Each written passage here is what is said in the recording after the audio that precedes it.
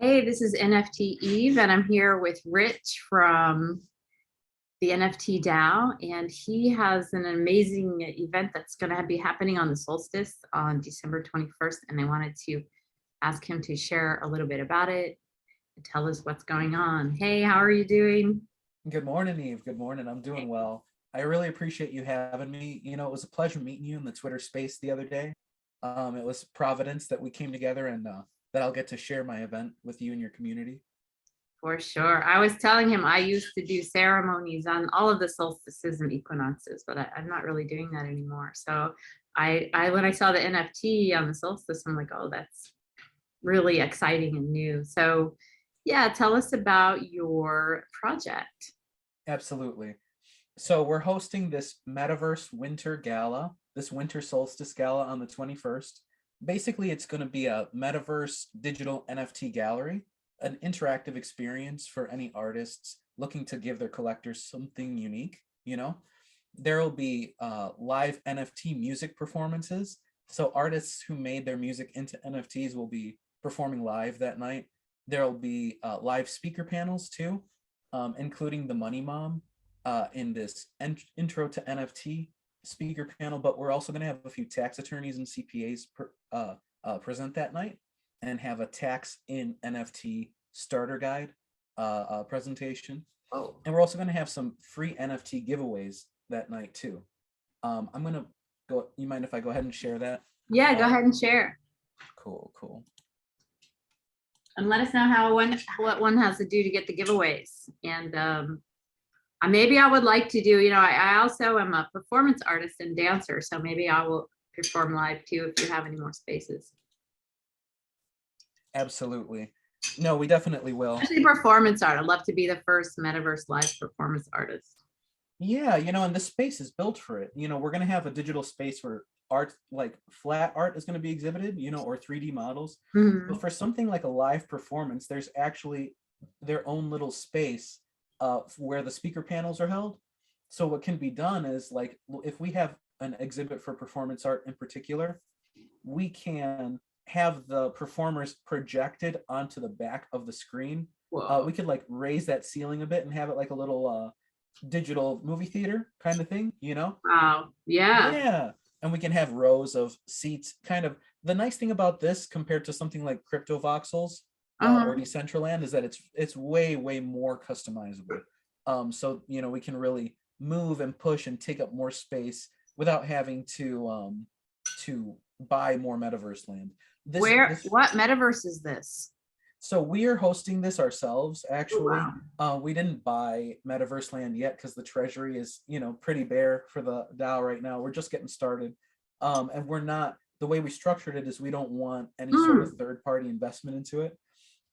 So the way we're going to do it is we're going to host events that draw in attention, and eventually that'll lead to some sort of marketing revenue or joint operation revenue with some other artists or some other platform, and then that can be put towards Metaverse Land in the future.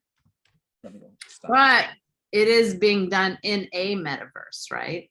Exactly. Yeah. And so we're using this program called Mozilla Spoke to make the 3D world, and then we're going to host it on a server. But the actual art still lives on the blockchain, and all of the presenters and everyone are identified by their blockchain IDs, so it's kind of, and the rewards will be in on the blockchain. So everything's decentralized, but the actual space at this point.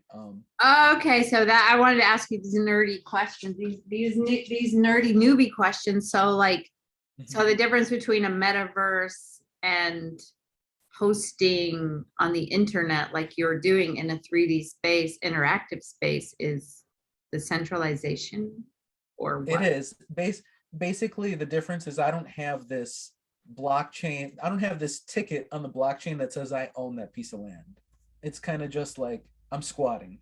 If I bought something like a Decentraland plot, then I could really definitively build and say like that is a permanent space. I mean, it's kind of permanent because even Decentraland servers can go down. The 3D models themselves may live in central servers, even though the ownership of it lives on the blockchain, so it's not too far off from what they're doing. Right. Let me ask you another question. So I interviewed this one guy about the metaverse, and apparently you can use like metaverse space even though you don't own it. You can. It's like rental. It's like renting a hall for a birthday event kind of thing. I've seen event holders like the Bored Ape Yacht Club, when they didn't own decentralized land, or when one of their club members didn't, they could rent out a piece for a party or etc. Interesting. Okay. Yeah, it's really unique. You know, they're starting to monetize it in unique ways. I'm interested to see what's going to happen now. So yesterday, Facebook announced, or Meta, I guess I should call them now, right? They announced Are they really calling themselves that though? When you go, yeah, they've totally rebranded. It was like a couple, maybe like last week or so, that they totally rebranded and are changing their name to Meta to focus more on like a metaverse centric, digital asset centric. I mean, because they came out with Libra, right? And that's already kind of. did Libra ever launch? It did. Yeah, they're gonna. Libra exists. I didn't even know that they ever managed to launch.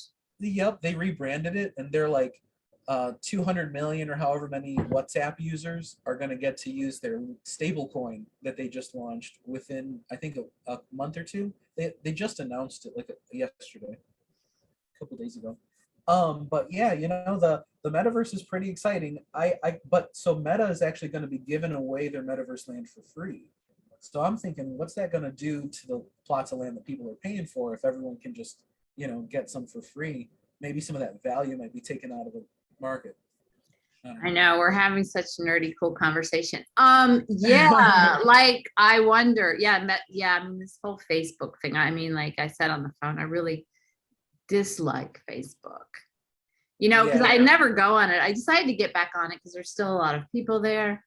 I'm like, oh, I'm gonna get on, you know, but they actually do trigger you on purpose. I notice it every time. Any subject, the one subject that really upsets me is always in front of my face whenever I go on Facebook. And I'm like, I spend a lot of my life trying to be happy. So I avoid that. I avoid that. So I don't know what they're gonna do when they control the spaces so much. It's so frightening because oh, it's up to people like you and I to build out that space. That's exactly it, you know, because if we don't, they take over and co-opt it. Who knows? You know, if they're doing that already with the ads, imagine the kind of stuff they do with the whole 3D world. Oh my God, it's like a nightmare. It's like a concentration camp or something. Like that's how I think of it. But I guess we have to get in there and get that free land, get as much free land as we can, and then tell people like, hey, go over here. But you know, Facebook, you can't even post a video there because anything that directs you away from Facebook, they will not promote or acknowledge or share, you know, so true. Anyway, I guess I'll probably just avoid that whole thing. Sounds nightmarish to me. Oh yeah, you know, this is definitely to pull people away from themselves. You know, I love the idea of it to connect people that couldn't really connect. Like I love video calls, right? Because then, you know, we can bridge here in a way that we couldn't, you know, normally unless we took a plane or a train.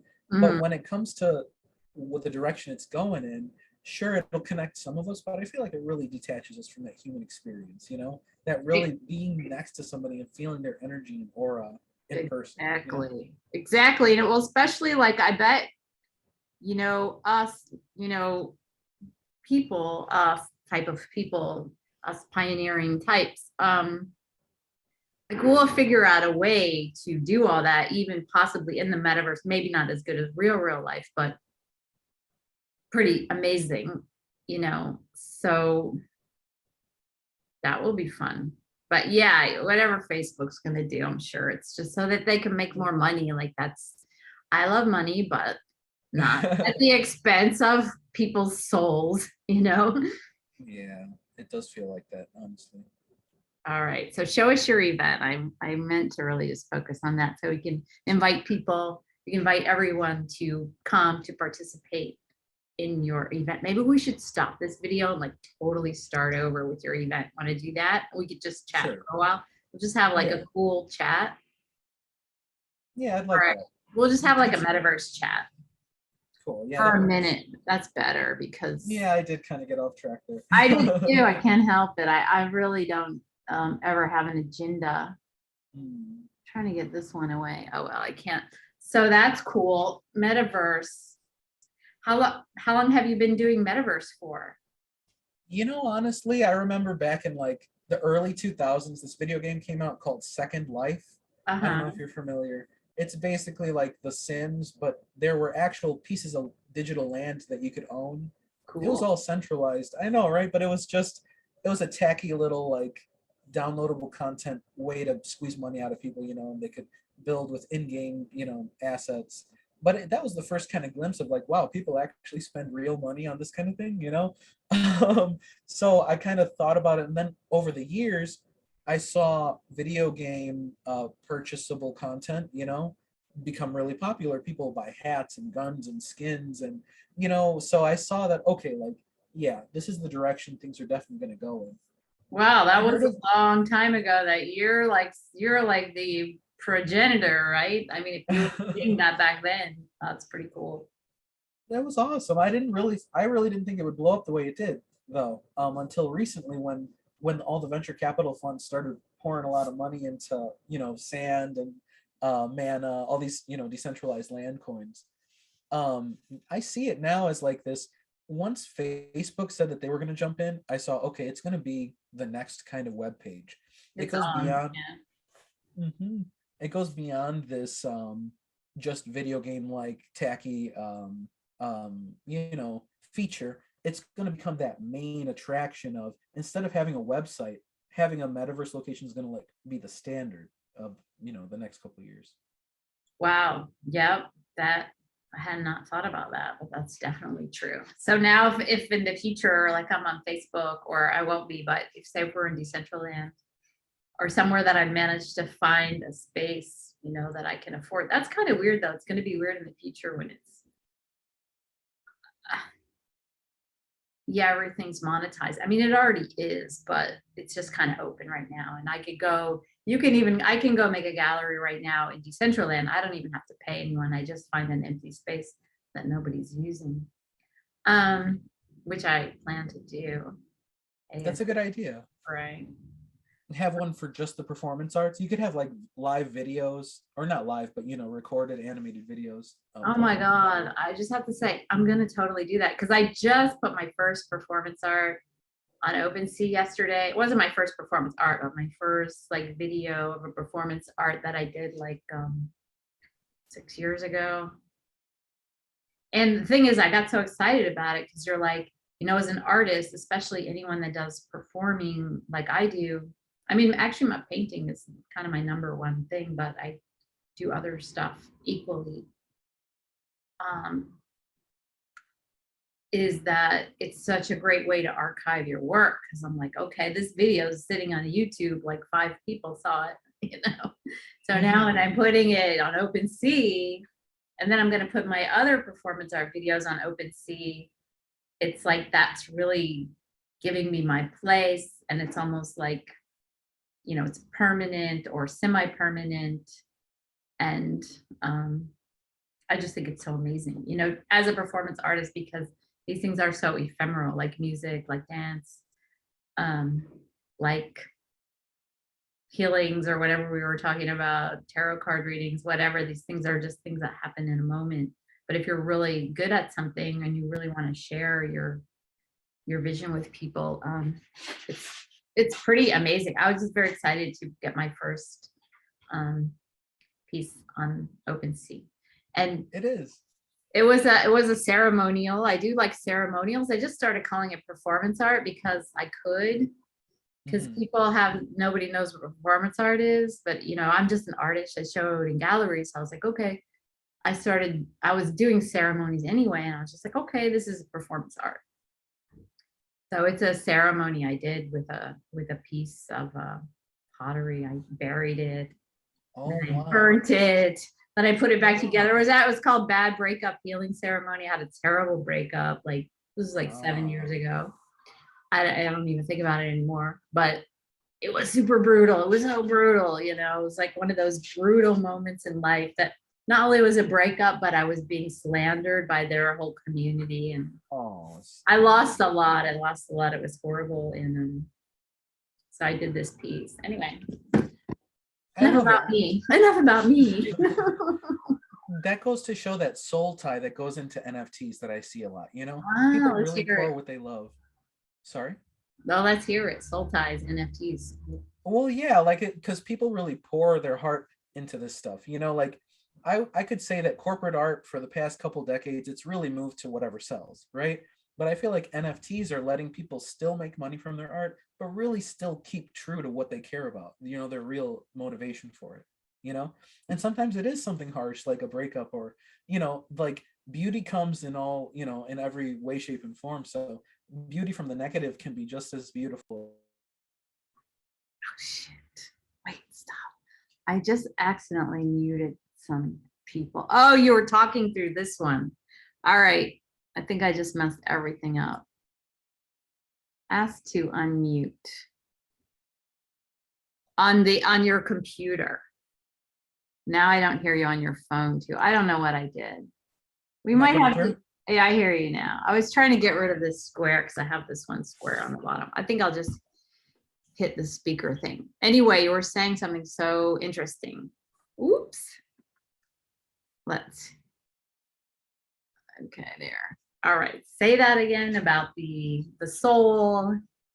Absolutely. Yeah, I was just saying that, you know, it's cool to hear that the NFT was inspired by something that meant something to you, you know, because I feel like corporate art the past couple of decades, it's leaned away from that and more towards whatever sells, you know.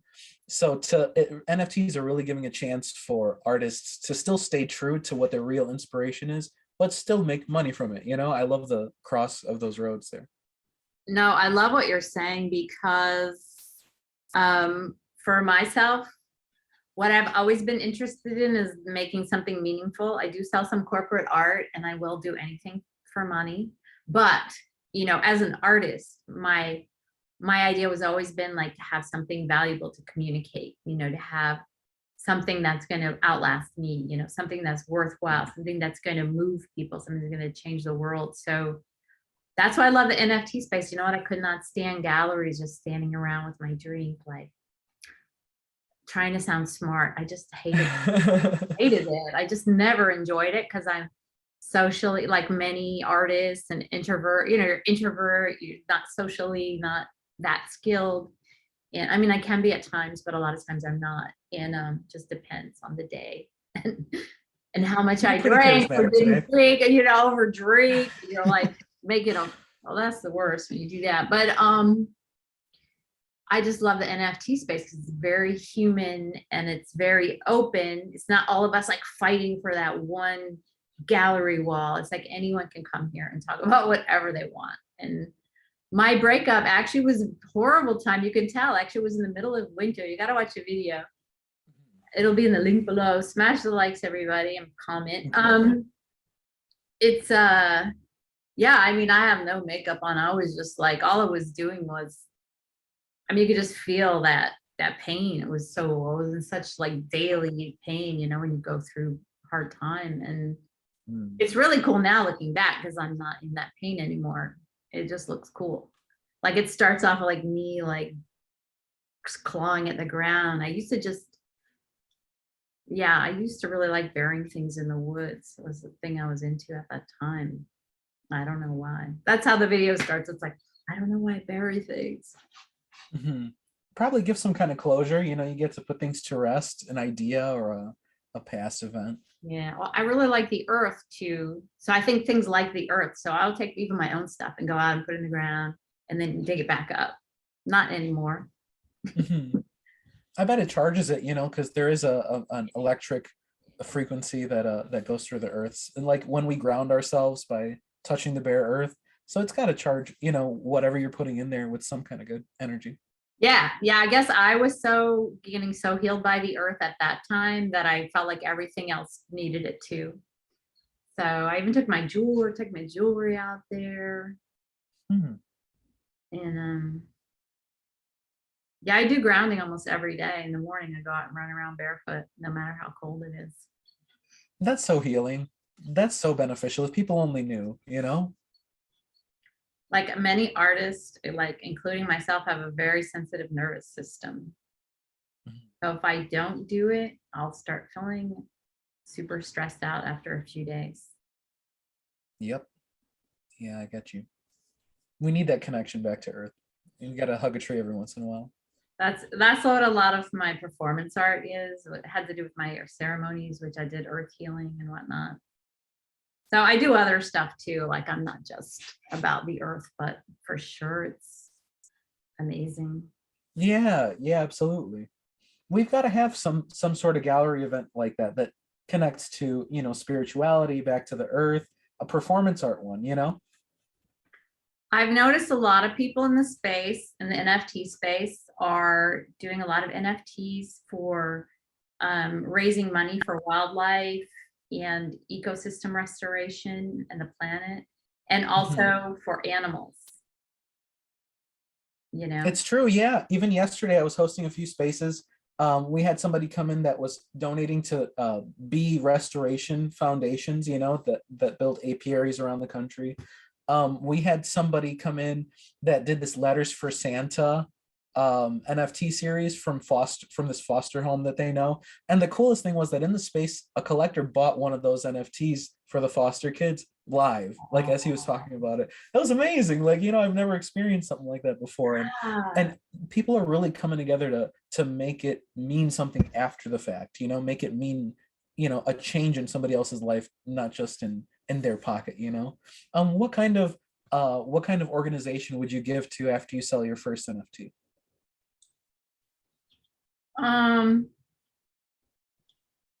I don't know. I'm not huge into organizations.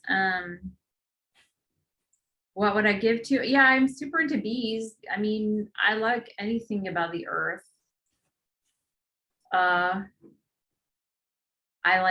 used to work with orphans also a lot. I'm very into, like when you're saying about foster homes, I'm very, Wow. you know, I had like a super rough childhood. And so I'm always very interested in vulnerable children in any way. So I love that, something to do with children or nature or something. That shows a warm heart. I love it. Yeah. Yeah. So definitely have a warm heart. And yeah, I love kids. I used to do arts. That's what I would do. Actually, I would do my own organization. I had an organization called Arts for Orphans, which I used to do. I used to be like a born again Christian, and so I had like a support, you know. So I went to like Haiti and other countries, at Turkey, places that were really dismal, like orphanages Wow. that were like all crumbling. And I would buy Yeah. a whole bunch of paint and like make it beautiful. I would just make it like beautiful scenery, or draw a butterfly, or just paint the walls like a nice color. Mhm. And I would do that because I used to do it like very low cost. Like I would just take the minimal amount of money, get a plane ticket. Usually you stay, they just host you to stay somewhere, you know, wherever you go, and then just buy some paint. It was so easy. It's more the time and effort and presence, it sounds like, than the actual, you know, and that means way more than the dollars ever could. I really miss doing it. Yeah, because there was no organization fees or anything like that. It was just me, and when you sometimes when you do stuff on your own, you can slip into places that other people can't, you know, 'cause it's just one person. And That's true. I used to I never talk about myself, and it's so funny. I'm like totally on a roll. But yeah, I used to I paint. love it. I used to go like in the hospital in Haiti. I would hang out in the hospital with the kids and paint their toenails. And Wow, that's so humble. I Wow. really, that was about, you know, for me, it was a good time. Like I just love kids because they're so loving, you know. So I'm not just giving to them, like they're giving to me, you know. It's like the earth too. It's like, you Mhm. know, we're all just having a really good time. And then when I did Love it. the painting too, like the kids would help, or their moms or somebody, their grandmothers. And anyway, all right. Beautiful. Eve interview, but these are things that people don't know about me at all. I live in Washington, D.C., and people basically, I mean, nobody cares about that stuff here. I feel like they do. That's part of the journey, you know. Now that you're moving into like actual selling of NFTs, Uh-huh. I'd say that's way bigger than the actual art, is people knowing who the artist is and their story and knowing their origins, you know, like them knowing that there's feeling and heart behind your art is gonna take you real far. I know. Well, From that's what it. I've never done. And that's what I learned in the NFT space. Cause I don't know, was it you or somebody was saying the other day, it's like, oh, it's really good to be vulnerable and share your story. And I'm like, oh, It's uncomfortable, huh? I mean, I got a lot of stories and they're and good, bad, and ugly, you know, and they're pretty, and all of them are on the intense side. So I'm generally like, just try to pretend like all good over here, you know, or Yeah. except for the breakup. It's a breakup. Everybody has a breakup. Yeah, true. Everybody Yeah, had their heart broken, I hope. If you haven't, go out there and get your heart broken. it builds character. Yeah, it's about transmuting that into something, powerful. And it is, if something hits us really hard and it takes us low, then that means it can take us just as high up when we turn it into our strength. Yeah.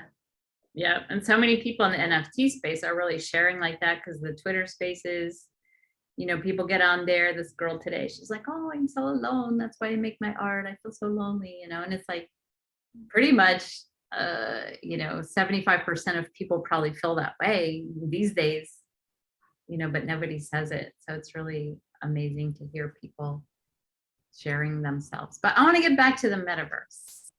Okay, cool. So you got into metaverse a long time ago before it even existed. Hmm. And Yep. and what are you doing now? This is such a random video, but whatever. I mean, who cares? Yeah. I They don't love it. I mean, this uh, is such a hot topic that it's yeah. gonna, it's worth talking about for sure. Yeah, people come for the metaverse and they'll be like, wow, they're talking about real deep things in there. What's going on? Yep, legit. Yeah, I gotta be honest, I'm not actually investing in the land yet. I feel Uh-huh. like that's a little bit of a bubble. Just like the NFTs Yeah, were, we yeah. saw Bored Apes, I think were like hundreds of ETH, CryptoPunks were hundreds of ETH, and they fell pretty hard from that April, March rally, right? So it feels like Metaverse Land is going to do the same, especially if a company like, big companies are going to come in and say, we're just going to give it all for free. Um, I do see value in it long term. You know what is super undertapped right now is people making assets for the metaverse. That's So what I people, want to do. Hmm. yeah, things in the metaverse. Like everyone's making experiences, but nobody's making things like couches and clothes, and you know what I mean. Like it's gonna be necessary. Do you know how to do that? Do you do that at all? Oh, I'm not good enough to. I've played around with the programs to do that, like Sketchfab, but you need some 3D modeling experience for that. Or even if you just get the design experience, if you know clothes, if you know fashion, you can like impose your design onto an existing shirt or dress or whatever, so it's easier that way. But I'm more the infrastructure side. I'd rather help somebody get in, and if they're good with it, I can help them make it into an NFT, market that, maximize what they can do with that. Where it's marketed, like Decentraland and Sandbox, trying to get their asset into these third-party metaverses. And how do you help someone do that? Because actually this guy that the metaverse, the Big Ben, he was very cool too, of course, like everyone I've met in the whole metaverse place, in the whole NFT. He was learning this program Blender to make 3D clothes. So is that like, say I actually do want to make stuff in the metaverse. Like that's where I mean, I have all of my other stuff I'm doing, but I also want to do that, especially in fashion. So I started doing fashion illustration. So I can draw the thing. That's perfect. If you took your fashion sketches and Uh-huh. illustrations and you took them to like, I would definitely suggest learn Blender. It's intense, but it's worth it. But in the meantime, if you've got Okay. good ideas, there are pretty inexpensive 3D animators that you could find on places like Fiverr, that can turn your design into a 3D model, and then you take that and then we put it into the blockchain, kind of just save that 3D design stuff, because you're really doing the work of the idea of what the end piece will be. You're just going to consign it, kind of, you know what I mean? um, so you once you get that finished model from them, we mint it as an NFT, And then there's a sign up process to have your asset listed on Sandbox. Hopefully one day it's going to be more free where people can just make it and put it in there. I feel like that's how it should be.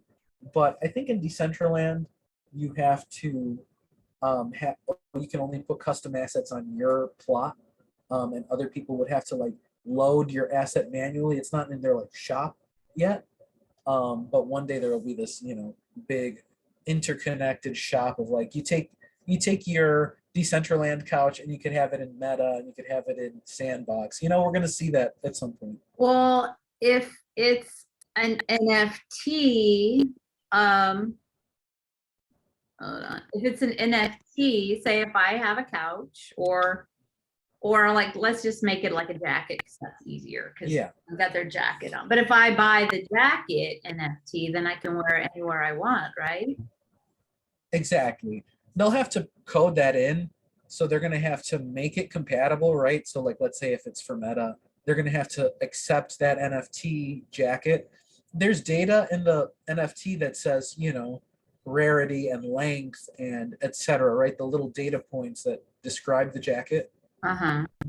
These programs are going to have to make a way to read and understand that in their program for it to mean something.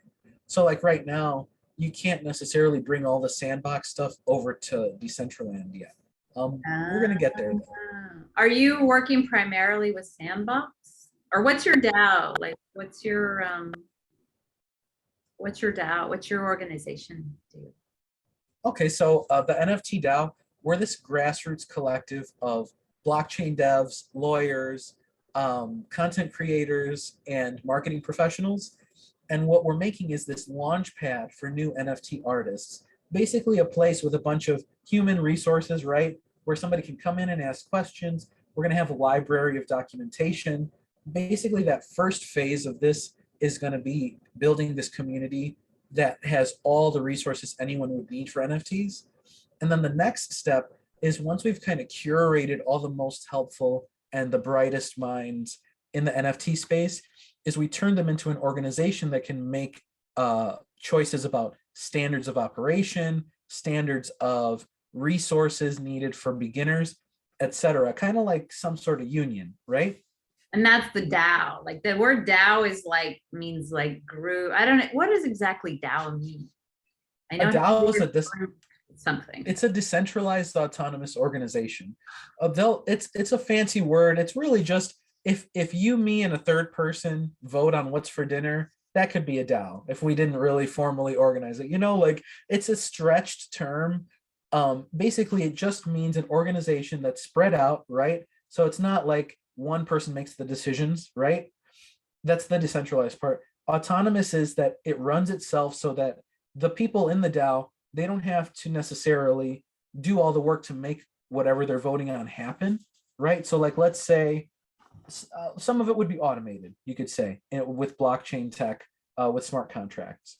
Mm-hmm. So that's the autonomous part. And then the organization is that it lets you use blockchain in a spread out way to make decisions as a whole. So like, let's say for Uniswap, right? It's technically a DAO because they hold votes for the Uniswap holders that say, do we want to increase fees or do we want to allocate funds, et cetera, right? Mm-hmm. And the users, based on their token amount, they vote on whether they want that or not. It's not super decentralized, like it's more centralized than decentralized Uniswap because the developers have that last say. So what we're trying to make with the NFT DAO is one that's actually truly decentralized, where anyone can propose a vote. There's no token that can be bought. It'll be through contributions to the community that people get a say in the governance. But basically it can be, so to how are you going to measure that? I was thinking that we're trying to build this system where there's an NFT badge that people will have, right?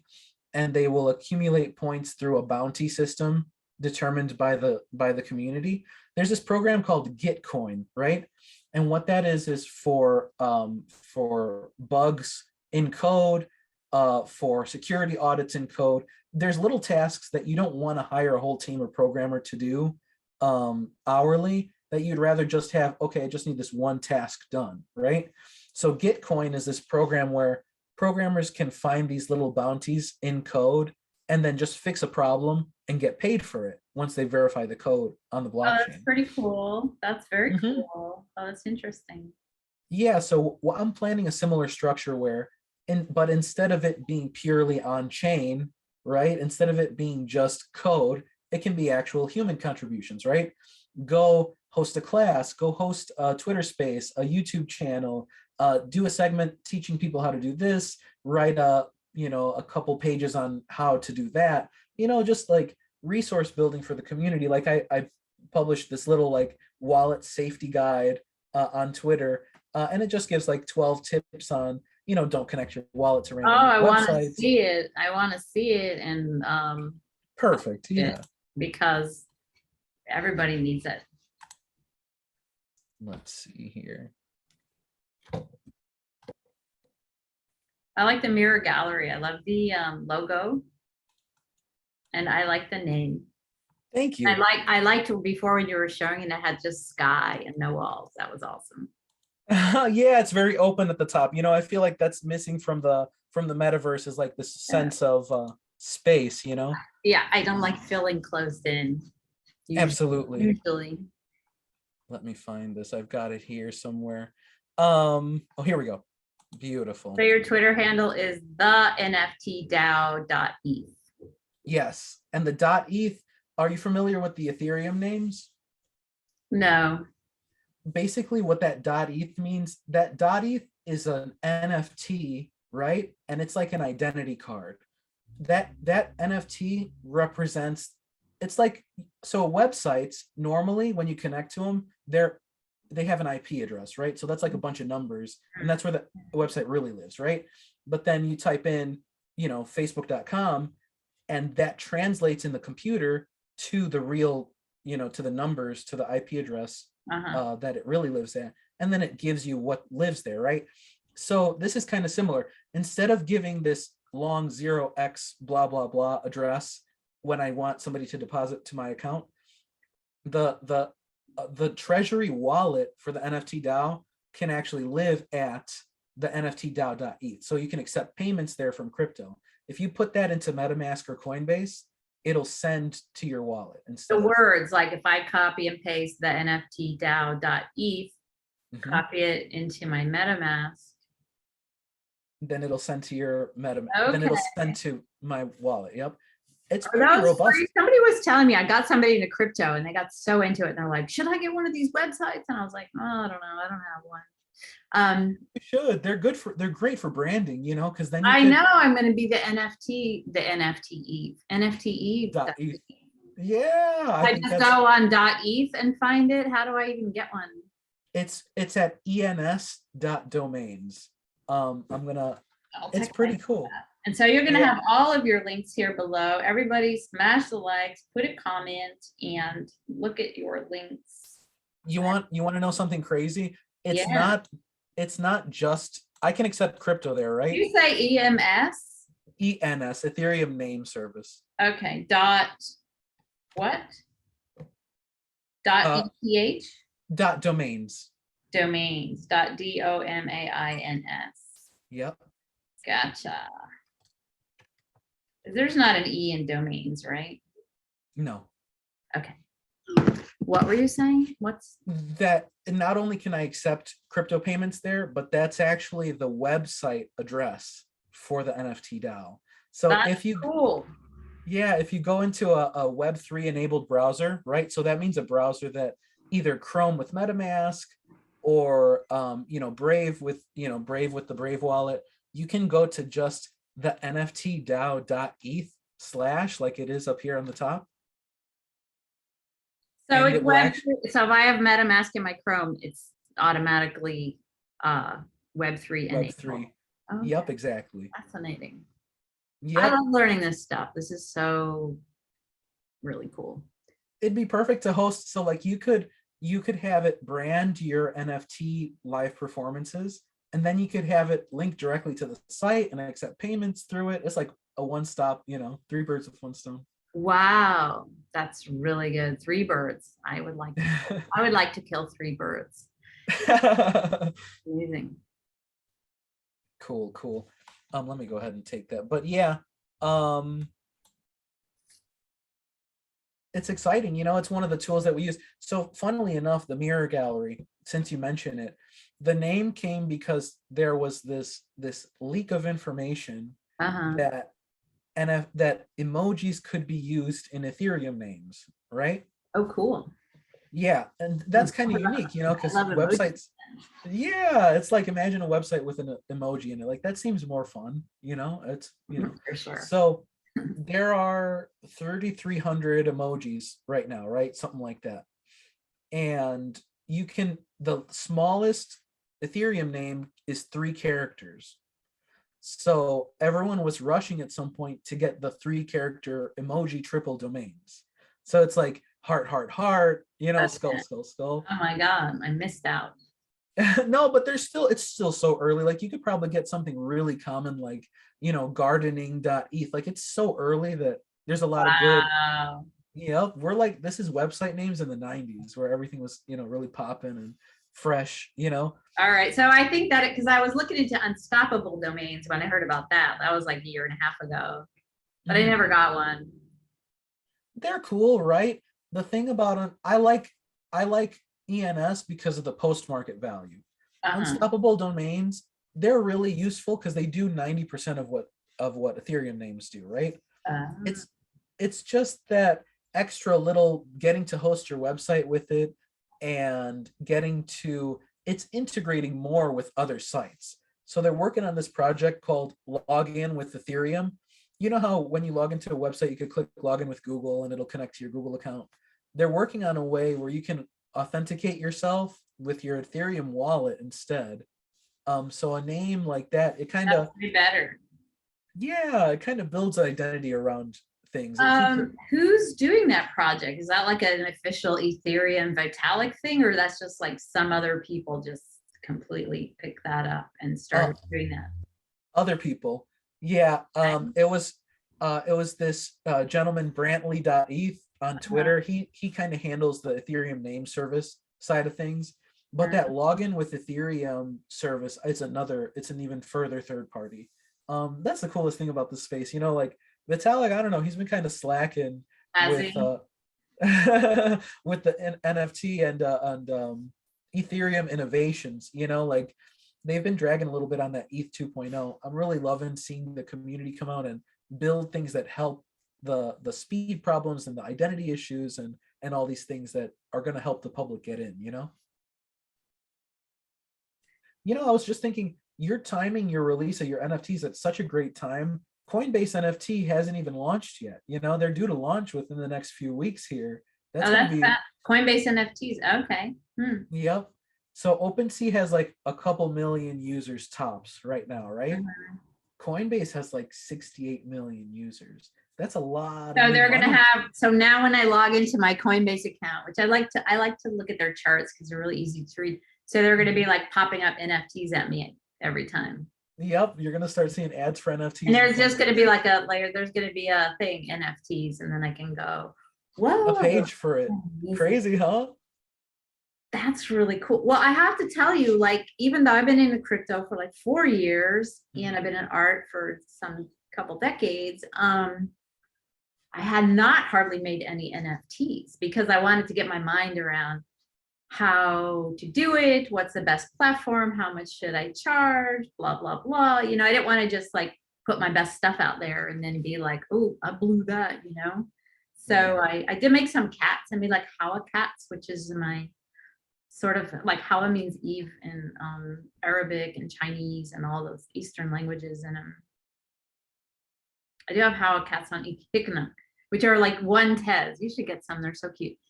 And they're really amazing. I was like, I'm just going to put them out there for like so cheap that anyone would buy it. But you know what? If you don't shill your work, even a one Tez, people are not buying it. But I had to buy my own just so I didn't feel embarrassed. You're doing You're doing the right thing by joining spaces. I think the more, if Yeah. you talked in the spaces like we talked today, you tell them like where you're coming from and what you're feeling when you make it. I know you're gonna get sales like. I'm working up to it, because even when I was doing that spaces earlier, I was just like shilling my YouTube channel because I didn't want to talk about myself, but now I'm like, okay, I just have to practice, learn, like we all do, like that's why I love the NFT space. Everyone's new, so it is So like a true. humble space. Like there's not anybody who's like, oh yeah, I've been here 15 years, like I'm pretty sure I minted an NFT like right when Rarible came online, which is very Dang. early. Yeah. I made one for 10 ETH. That was the max price, if anyone wants it. Yep. I never sold any, but I did make some. And then here's the cool thing about crypto too. I ended up getting like 2 Raribles. You get a Rarible at that time, a Rari coin for each NFT you made. And now the Rari coin, when the market's up, is worth like $25. Nice. For just making the art before even selling it. That's not bad. Yeah, just for minting, because you know how when you're in early into any kind of crypto thing, you stand the chance of getting a whole bunch of free money. That's so true. Ethereum names just did that with the ENS coin. They did. I missed it. They didn't airdrop. They did, but they're always coming out with new ones. Like I think MetaMask is going to be doing one for the MetaMask swap. I've been hearing rumors about that a lot. If you've tried that, it's in the MetaMask app. No, I'll have to try it so I can get it, because I got that Uniswap. The only real good airdrop I got was Uniswap, and that changed my life. I've never got so much free money. That was quite a stimulus. And it was. I switched it out for ETH because I was like nervous about the unicorn. Yeah. So, and then ETH, It's a little more solid, a little more stable project. Which airdrops did you get? Oh, besides the ENS coin, I know there were some even huger ones. People got like $50,000, something, right? Yeah, so many of them are blocked off to U.S. citizens. Like DYDX and Paraswap both had airdrops, and they're both blocked off to U.S. Customers. So it's like lame, But I'm sure that there will be more in the future. It'll be a hell of a thing to see like a Libra airdrop. Like they're gonna do it if they're smart, because then the whole world will be talking about them. Mm-hmm.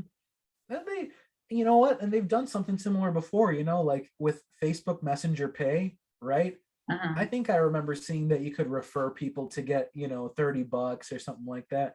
That's an airdrop to me, right? That's just you use the protocol enough and then you qualify to get free money. Like they're used to it. Like all the old world marketing and business tactics are creeping their way into crypto. They're finally like, oh, we've been missing out, saying that it's a scam all these years. Now they're the ones that got scammed. Yep. By the centralized financial system. Oops. Mm-hmm. Yep. Yeah, it is funny to see, in all those years that they were saying that crypto's a scam, people like Jamie Dimon and, Citibank and all them, they were lining their pockets with crypto prepping. I knew they were. Because I've never watched the news. I got rid of my TV when I was 18. So I have not been like completely indoctrinated by media. I've always tried to keep my own thoughts as much as I could. I mean, nobody has all their own thoughts, but trying to just be like spoon-fed my information by the TV. And it's so easy for me to tell. It's always since the beginning, it was so easy for me to tell. I'm like, yeah. There's a reason why they're saying it's a scam and it's money laundering. It's because they're keeping the price down so that they can have time to get it. Exactly. Accumulate for real. Well, is there anything else you want to say before we end this completely random this was a pretty random conversation? We'll start over, we'll promote your event and then maybe talk about your thing. Yeah, it's fascinating. I love, I didn't even know I was a nerd till I got into crypto. And I'm like, oh, I'm a total nerd. I love it. Yeah, people are really finding themselves. A lot of people didn't know they were artists either before NFTs. Exactly. That's what I love about the NFT space, because, there's money in it. So it's inspiring people to draw. They're like, I remember when the NFTs first was a big thing, you know, everybody's like, oh, okay, I gotta learn how to draw something, or I gotta make some art, you know, which is great because so many people have found expression. Do you make NFTs? I haven't made any really artful ones. I made a joke one, actually, funnily enough. There was this employee of OpenSea, Nate Chastain. It was kind of like a political NFT, I guess, a little bit.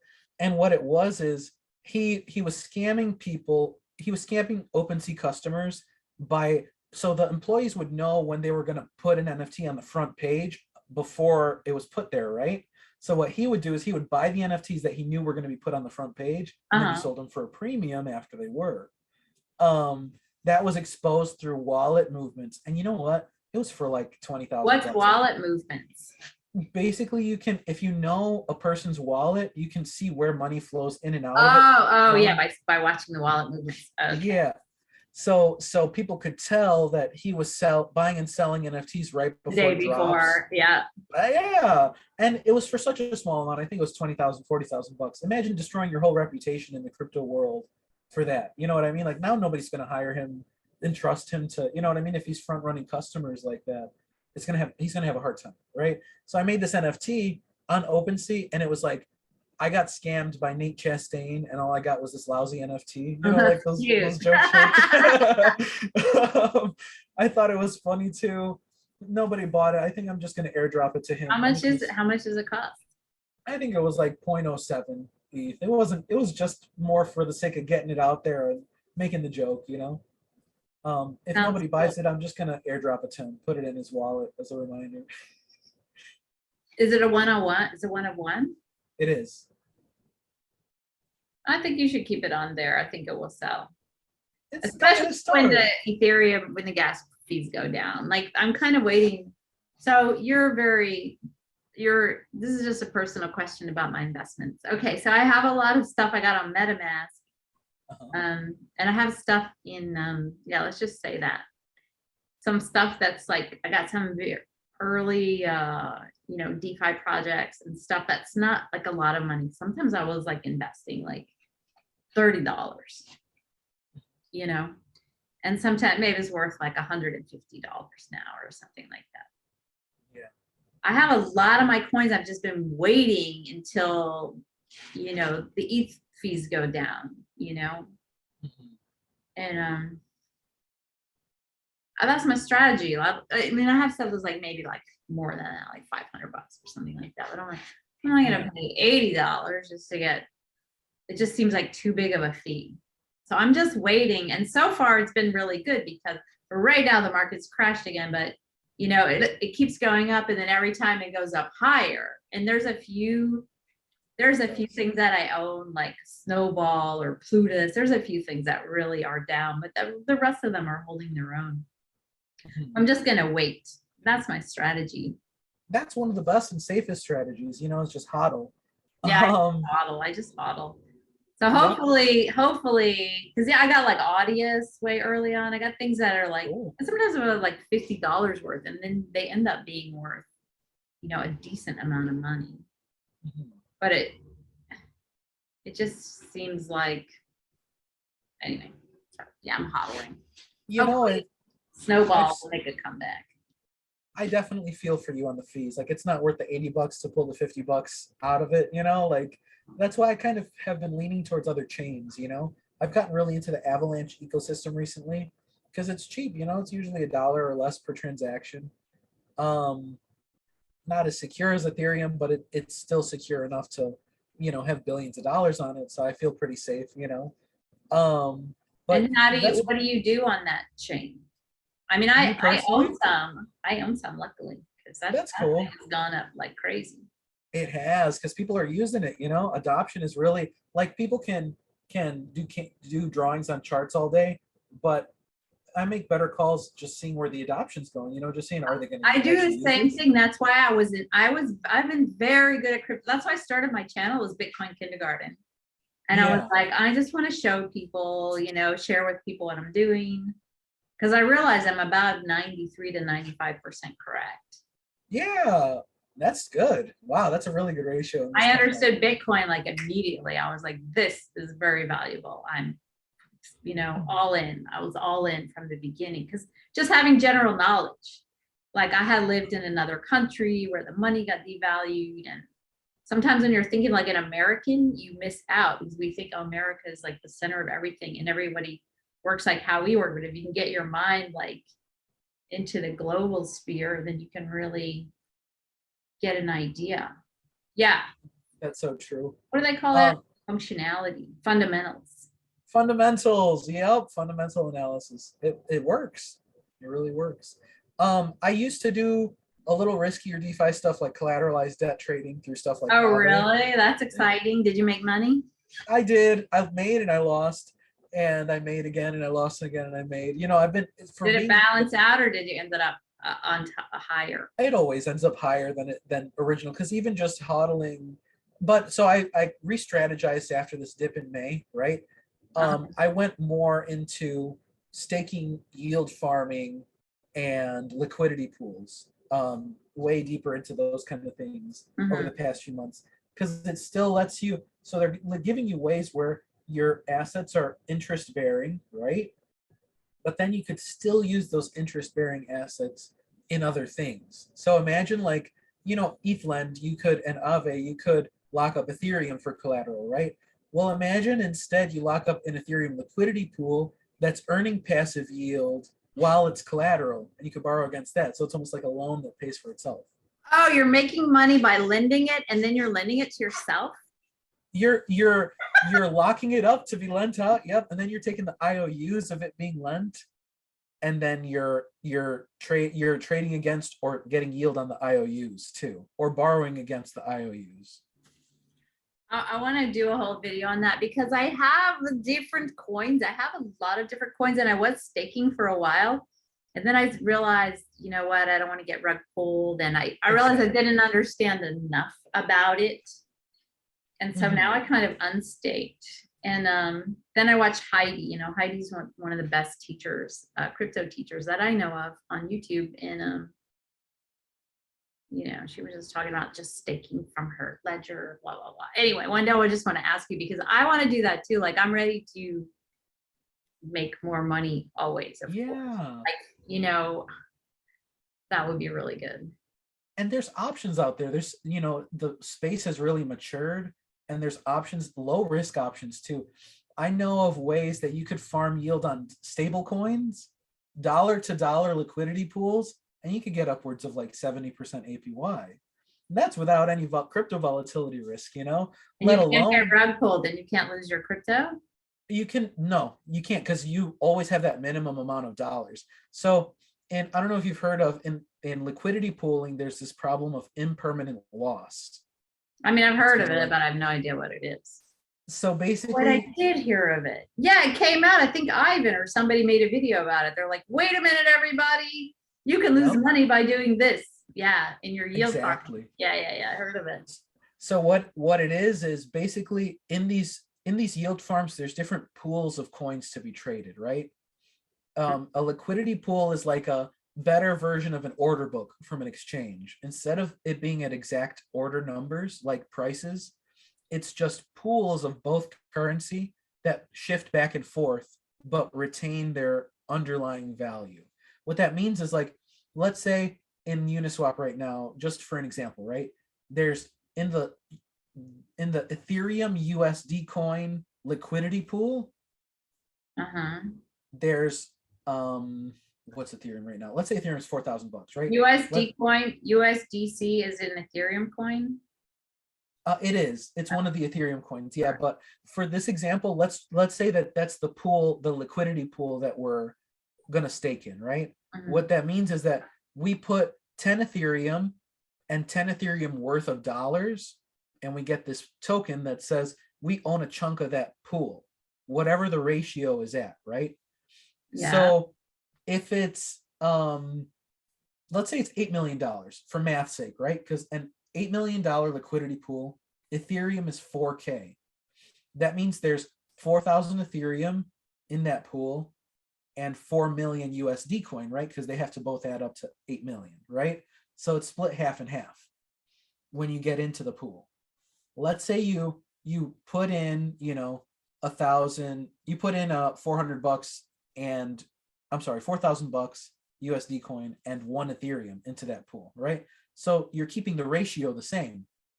Now, your $4,000 and 1 Ethereum, that can lose you money because let's say a whale comes in and they move the ratio around of the coins. See, the underlying value may still be $8 million, right? But they might suck all the Ethereum out of the pool and replace it all with dollar coins. As long as the ratio matches, the pool is solvent. So what happens is, oh, so they're like, whoa, yeah. They're kind of pushing the scale. They're like, okay, I'm gonna buy a bunch of Ethereum and empty that pool of Ethereum, and then it's just gonna be mostly dollars, right? So like, let's say I'm a big whale, I make a big purchase, and instead of it being half and half Ethereum USD coin, it turns 90-10 Ethereum USD coin, right? So the problem there is like, let's say I'm the guy who put in 1 Ethereum, $4,000, right? So I have technically 8,000 in there, but it used to be 8,000 split 50-50. Now it's 7,000 USD coin and 0.2 or whatever, 0.1 something Ethereum, right? You're still the same dollar value, but the coins you have claimed to shifted. So if Ethereum pumps 10x, You still you don't get anything. Exactly, you lose a majority of that profit because you have mostly USD coin. It's like sitting outside of the position, you know? Wow. You get it. So what they're working on is a way where you can do that with just 1 coin. Instead of it being 2 coins that flip back and forth, that can be pushed and pulled to take money out. You can do it where it's just dollar coins or just Ethereum, and you still get pretty decent yield. I've seen 8-9% on that. But where I saw the stablecoin liquidity pooling was, it was 2 stable coins, so it's dollars to dollars. So the cool thing about that is with impermanent loss, it's still dollars, whatever you end up with, you know, it's still something worth.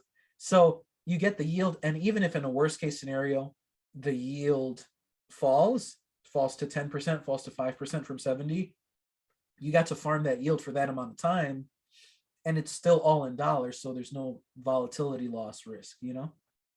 Yeah, okay. I don't know how to yield farm, but I could follow you, but there was a lot of holes in my understanding. But I would love to either ask you like personally or like on a video or something to understand that, because I think, you know, that's a cool thing about crypto is like we're always expanding our knowledge, our brains, our capacity, you know, and I feel like, well, if I had a, you know, when I just remember the first time I went to use a MetaMask, it just seemed like insurmountably difficult, or to set up your ledger or whatever. But, you know, I know from being in the space for so long, I know that we can learn all of these things. We just have to find somebody that we can trust to explain it. And then also, yeah, because you can make mistakes. I haven't made any huge, I've made a couple of biggish mistakes. It happens. With time in the space, it's inevitable, yeah. But we come back from it. You know, I mean, I would be really happy to make a video series on that. Oh I my made God, this, I love that. yeah, I made a class on intro to NFTs. It's this certificate class that lets people go from the ground up, right? And it teaches them everything they need to know, from wallet creation and safety tips, safely interacting with exchanges and websites, even things like what communities to connect to and how to market it after that, and what to do with profits post sale, right? Because, you know, what if an artist wants to do yield farming or something like that once they make a sale? Exactly. Once the artists get in the little taste of crypto, they're like, wait a minute, what's going on here? So yeah, I would love to, you know, we can do a couple live spaces or live streams here on Twitter, or I mean on YouTube, or recorded videos where we talk about different strategies that I've seen done, right? Different platforms, because it's so much. Like, we could do a pretty long series because there's different blockchains to use. Yeah. Absolutely. Well, I want to even know all that stuff. I mean, that's the whole reason I started my channel, is just so I could pick other people's brains, also to see their art. I mean, I love seeing people's art. It's amazing. But that would be really cool. Where is your course, your program? I know there's a link below, everyone can find it, but what platform is it on? It's We're on your hosting it on, website. it's on Teachable. We're going to have a link to it on our website on the launch on the 12th of the official launch of the classes on the Good, 12th. good.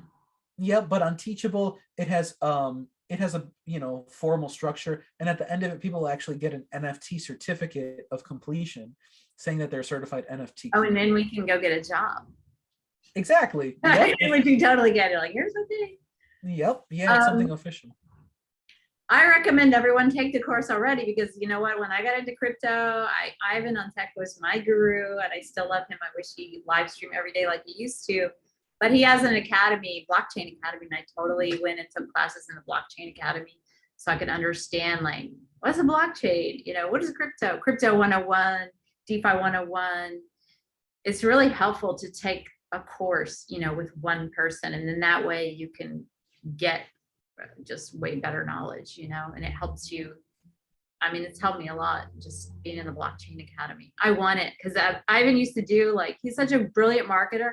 I studied Ivan on Tech, not just for crypto. He gives like wisdom advice. He's only like 27 or something. He's very wise, but he's a super genius, like so many people in the space. And but I would study his marketing techniques because he blew up. I mean, he was so good. He was personable. He gave away lots of free information, but he would every day was like, when I first started listening to him, he would do to give away like 2 months in the block in his academy if you put a comment below saying what you learned. So it's like a good way to get comments for your algorithm for your YouTube. And we could do that. We advertise. Yeah, we could do a 50% off to somebody who comments below about something they learned. Yes, let's do it. 50% off. Cool. Comment below. I won. So it was so great. And then I ended up, just staying in there because it was so good. And if I had there were more hours in the day, I would totally learn to program, but they're just not more hours. And yep. No, these courses are invaluable, and especially NFT.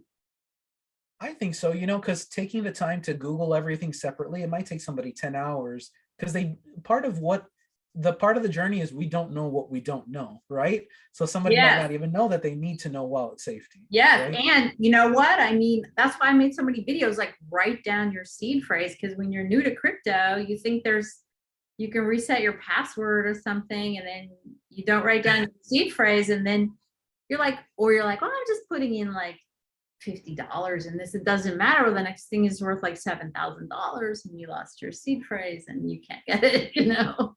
I know. Horror stories. Yep. So it's worth paying a little bit for the curated information. It doesn't cost much. It's totally worth it. You know why? Also, talking to you clearly, I mean, you know what you're doing, and you have a good feelings and vibes for humanity. But there's a huge amounts of people in this space that really don't know what they're talking about. I mean, I'll notice that. I can just tell too. Mm-hmm. Usually you can just tell, but it's, the more money there is, the more scammers, or the more people who are posturing, especially like, yep. A lot of these dudes are like, oh yes,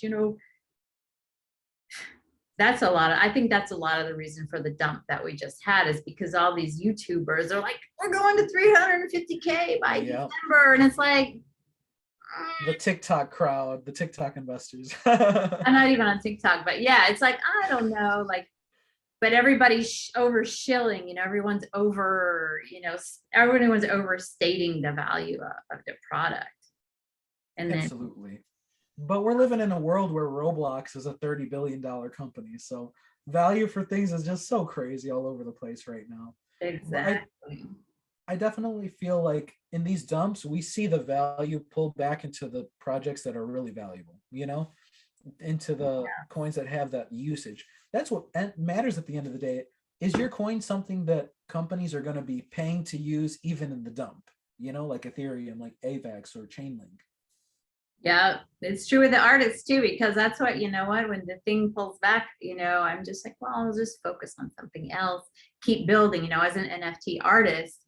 Yeah, I don't care if the price crashes, like I'm still an artist, I'm still making NFTs. Like it's not going to affect my activity, just affect my ability to, buy stuff. Yeah, and only short term, only the material stuff. Like if we're still building and growing and expressing love, like we don't like the rest of it's just secondary. Exactly. So yeah, that's when it crashes. I don't get depressed. Maybe, Mhm. maybe the first time. I know, right? Oh my God, it's kind of hard seeing it. Those big red candles. It's like, oh no, but I get what you mean. There's some long term. There's some kind of peace to it. Like we know that this is what it does. You know, like the first time's intense, like that 2017 style dump. But I feel like March last year, May this year, there was a lot less intensity. Just because, oh, this again, you know, instead of it being this life changing event. Exactly, after you've been through it. Yeah, actually, amazingly, on that first crash, I cashed out at the top because I was like, well, I've been making all this money in crypto. Maybe I should pay off a little bit of my bills, you know? So I did. Yeah, nice. Wow, good call. Yeah, it was just perfect. And then anyway, I think we should stop this video and then we'll start back and then we'll focus on your project. Everyone show up on the 21st if you're watching this video, and smash the likes. If anyone listened to it through the end, that's just interesting. I would listen to something like this because I just watch YouTube. I don't have any TV. So if I'm just like chilling and not thinking, I like to hear people chatting and just like voices in the room of personable humans. Candid real life kind of stuff. I love candid real life. It's very fun. All right, I'm gonna stop the video and then we'll just start over. So thank you for coming, everybody. Check out his links. Put a comment and you can get 50% off of the course, which is going to be phenomenal. And I'm definitely going to take it.